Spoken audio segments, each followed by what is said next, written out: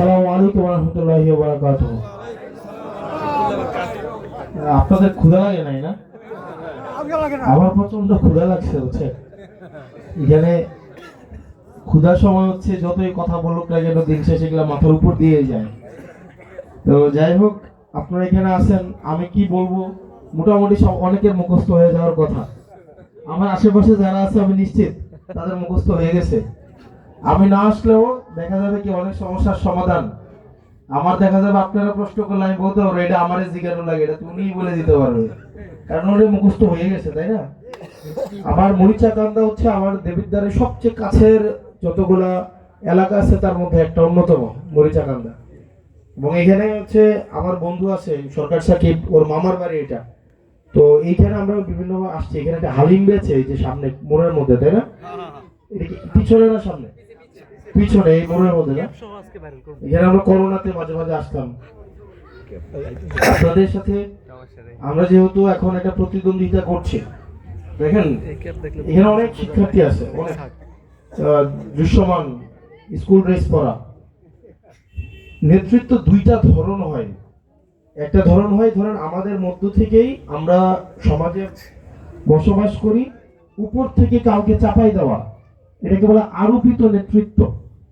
মানে আপনার সমাজের সাথে সংশ্লিষ্ট না, আপনার জীবনকে সে শেয়ার করে না, আপনি যেই জীবনের যাপন করেন সেই জীবন যাপনের সে অংশ না। একটা পর্যায়ে উপর থেকে আরোপ করে দেওয়া হয়, সরকারি চাকরিজীবীদের মতো। সরকারি চাকরিজীবী এখানে যে ইউনো ডিসিএসপি হয়, এগুলো থেকে আপনার কোনো নিয়ন্ত্রণ আছে?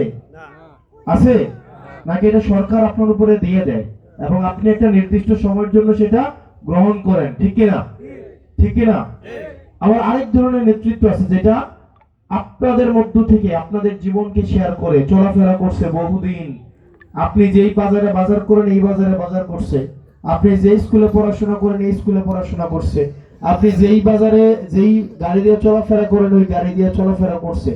ওখান থেকে উঠে আসছে এক ধরনের নেতৃত্ব। কারণ ভালো কোনটা, প্রথমটা না দ্বিতীয়টা? প্রথমটা না দ্বিতীয়টা? আপনার সমস্যা বুঝতে হইলে তো আগে আপনার পর্যায়ে আসতে হবে, নাকি? যে জীবনে লোকাল বাসে উঠে নাই, লোকাল বাসে চড়ার কষ্ট কি সে জীবনে বুঝবে? যে জীবনে আল্লাহ মহিষ খায় নাই, তারে আপনি যতই গল্প বলেন আল্লাহ মহিষের জাল বুঝবে? জীবনে বুঝবে?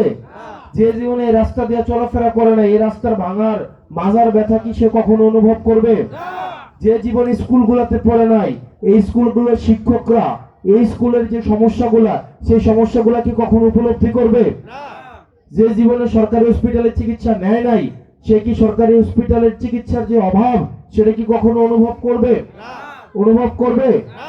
আপনি বলুন তো, এখানে আপনারা যারা আছেন প্রাইমারি স্কুলের দায়িত্বে যেই টিচাররা আছে, ওই টিচারের সন্তান কি প্রাইমারি স্কুলে পড়ে? পড়ে? আপনার ধরেন যেই সরকারি হসপিটালের ডাক্তার, এই ডাক্তারের বউরে জীবনে সিজারটাকে এই সরকারি হসপিটালে করায়?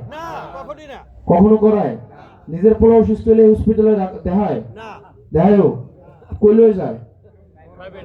দেশের বাইরে কইলে যায়? আমাদের দেশের স্বাস্থ্যমন্ত্রী